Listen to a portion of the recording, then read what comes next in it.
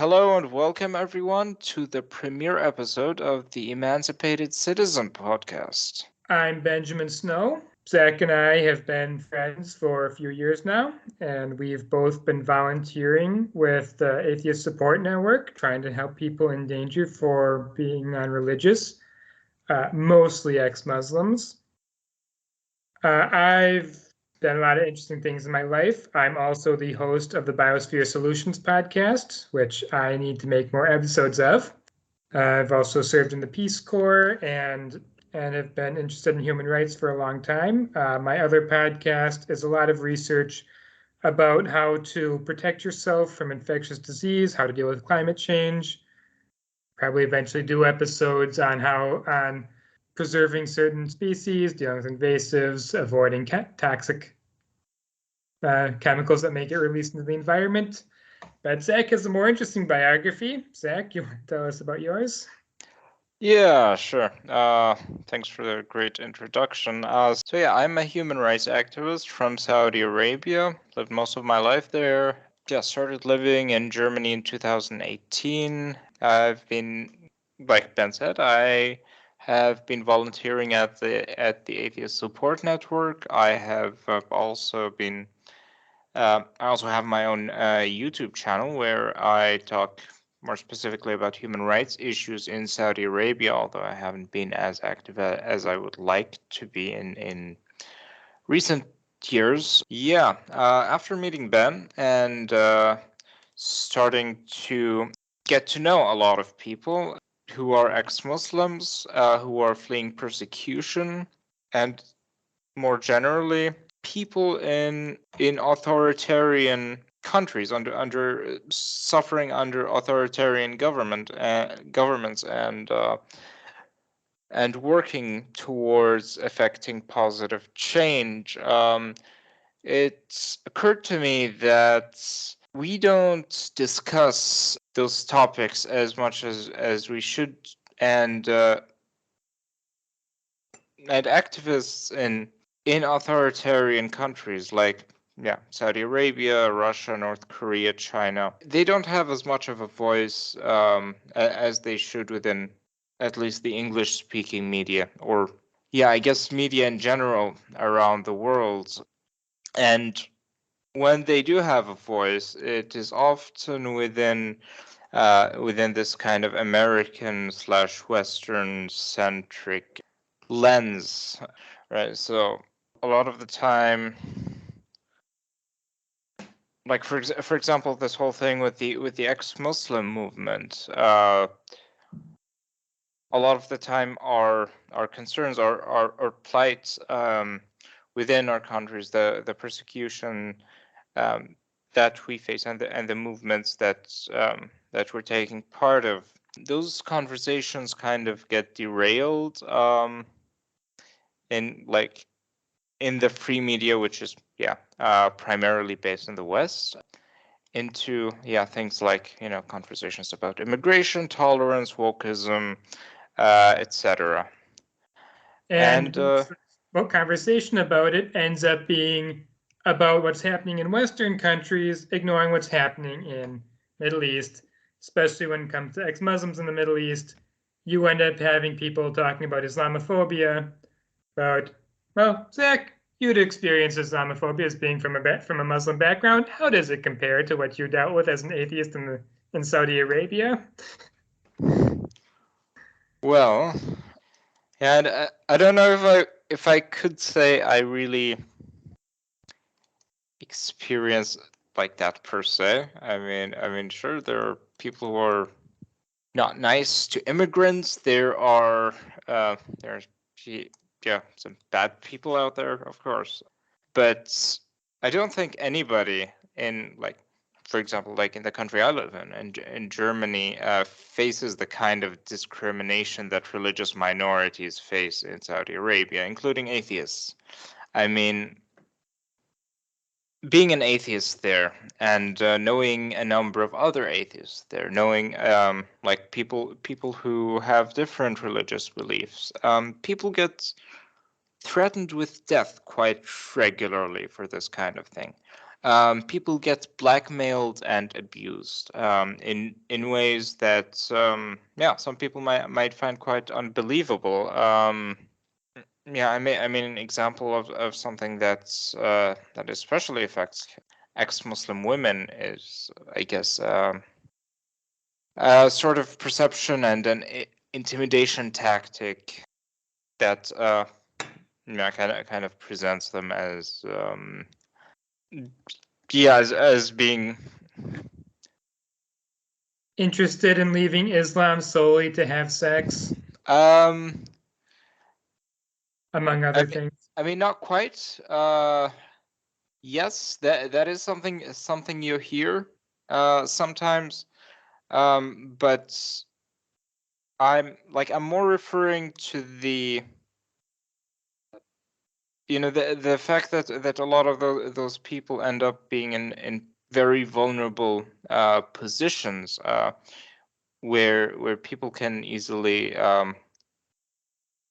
take advantage of them and kind of use the reasoning of, well, you don't ascribe to my moral worldview, so you're not worthy of this kind of moral consideration, right? You don't, like, for example, wear a headscarf and value the concept of virginity and things like that, for example, the way, the way that we want you to, and so it's fair game to like kind of do whatever I want and kind of get away with it. And I mean, this kind of thing also happens to to men as well. So yeah, I mean, what I'm getting at is there's really no comparison between what immigrants, Muslims, yes, there are issues where we live. There are issues of inequality. There are issues of discrimination and so forth.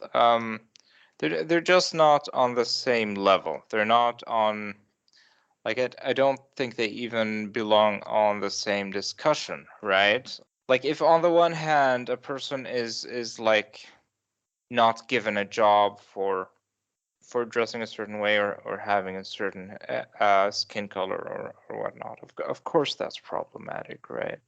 On the other hand, you have people going to prison for years on end, being tortured because they're Christian, for example, or because they're atheists. Right? I don't think those two phenomena really belong in the same discussion. Or, in the case of Raif al-Badawi, for saying there shouldn't be a punishment for apostasy from Islam. Yeah, I mean, what would Orwell make of that? Yes. Yeah, so much about Saudi Arabian politics is so many would describe it as Orwellian in that sense. It's I'm reminded of the case of this religious cleric in Saudi Arabia who is now in prison and they're actually seeking to execute him. The prosecution is going for a death sentence. And the main thing, the main crime he's accused for, is accusing the Saudi government of being extremists. So, how dare you call us extremist Islamists? We're gonna chop your head off. Yeah, it's like the opposite of Russia. It's Russia's mirror image of where they've been calling everyone they don't like extremist for 10 years, and also probably worth mentioning, I'm from a Czech background and have Ukrainian family members, and also have a bunch of Westerners who know nothing about where my family comes from, who all of a sudden have all these opinions and are talking about these people who are these soldiers taken out of Azovstal being imprisoned for extremism, not knowing that everyone in Russia that the government doesn't like is likely to be arrested for extremism. Yeah, if you're living in the U.S. or in the European Union or something, like, it's easy to kind of dismiss that kind of thing. Oh, who knows? Are they an extremist? Are they not an extremist? There's really no way to find out and all of that. But I think like in a very significant proportion of cases, this kind of accusation is just code for we don't like this person's politics.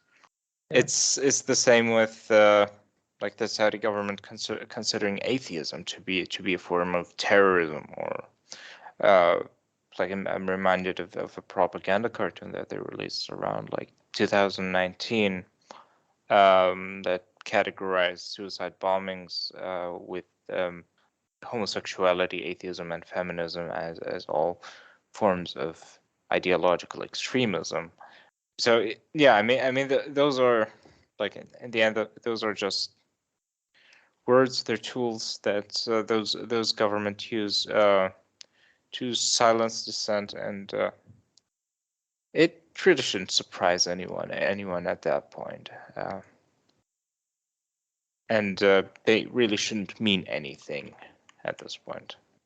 Yeah, so I've talked quite a bit about how things work in Saudi Arabia and my background. I might draw back on that with a lot of our discussions on this show, because this is what I have personal experience with, and also because of that, we probably will have like a disproportionately large number of episodes that focus around like Saudi Arabia, the Middle East, ex-Muslim issues.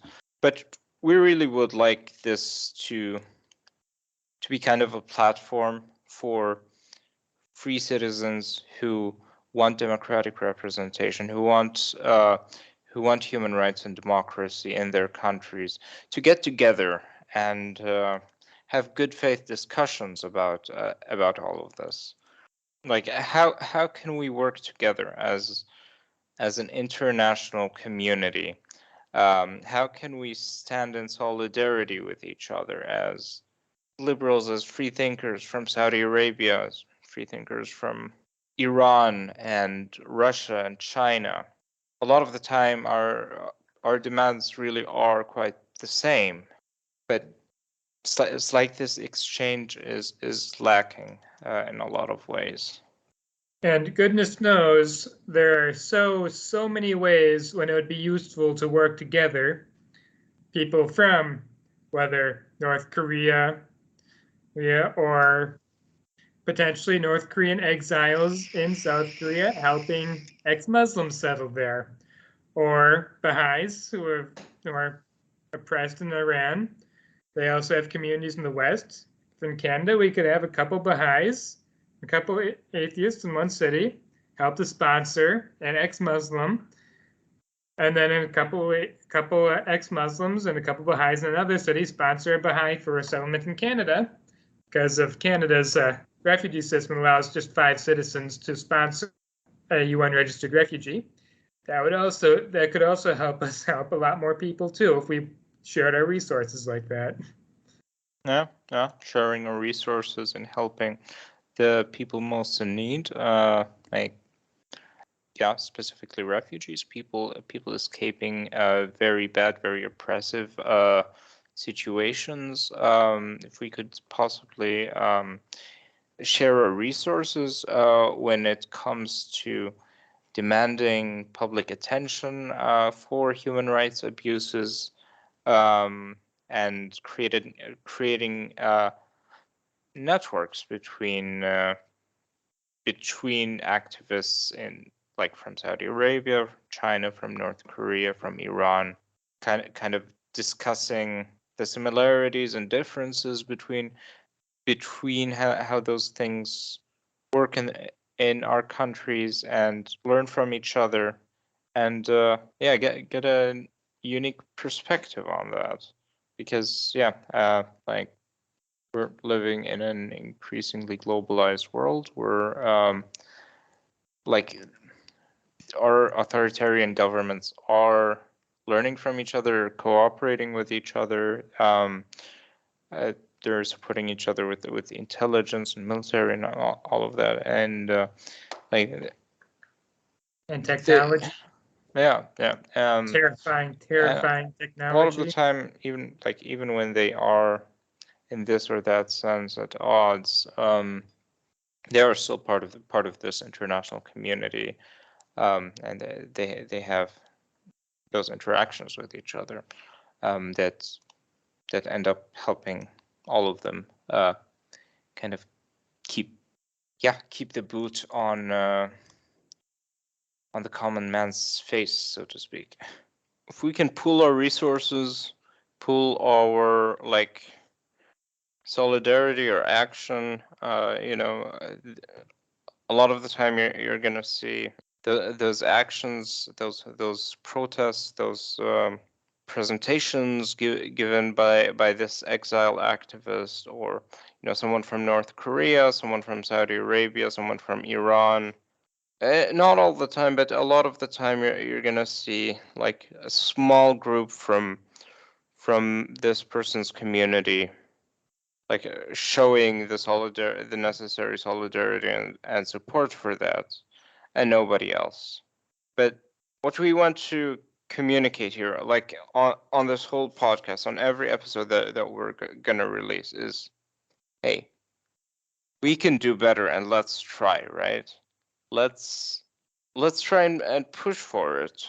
Try and build better, bigger networks, and strive for more multilateral activism, multilateral communication, and widespread global solidarity for very basic, very basic values, human rights. We're not talking about any specific, deeply thought out political theory, like, we're not talking about, Bolshevism or anything organized in that way, obviously, right?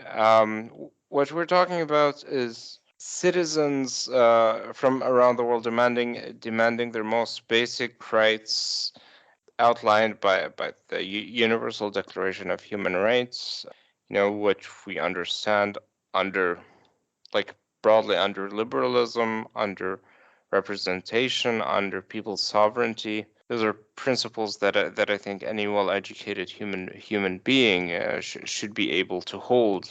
That everyone should have the right to their own thoughts and beliefs, their religious practices. That government can only be lent legitimacy through the will of the people. I don't think those are like far off, niche political positions that only exist in this small part of the world, or that. No, those are very broad values that so many people around the world are fighting for, and we need to just join our hands together. I think that, like, mostly concludes the basic idea of what this podcast is going to be about, what kind of brought us to want to start this. Just thought we'd record a short introduction like this, and introduce you to us. Hopefully you're going to be interested to listen further to our coming episodes. Ben, do you have was there anything you wanted to add there? Yeah, I think. Well, yeah, I think the big things we're going to cover are theocracy and things related to it, i.e., the persecution of witchcraft justified by the holy books of whichever theocrats we're talking about. I believe that's a thing both in Saudi Arabia and in a lot of majority Christian African countries, and has been a problem in the past in Europe and North America. Then ethno-nationalism and all the various ways it comes out, just what monarchs have to do to stay in power instead of just having a government that reflects the will of the people, and what they need to do to avoid being overthrown, and how communists stay in power, and whatever exactly Pinochet was. I don't know if there's even a word that describes him, but how people like him take control of countries are all things we'll probably cover, largely with interviews from people who are trying to fight back or stop the persecution. Anyway, I think our time is done now, and I believe we covered the main points that we wanted to cover. So in that sense, thank you everybody for listening. Have a beautiful evening and goodbye.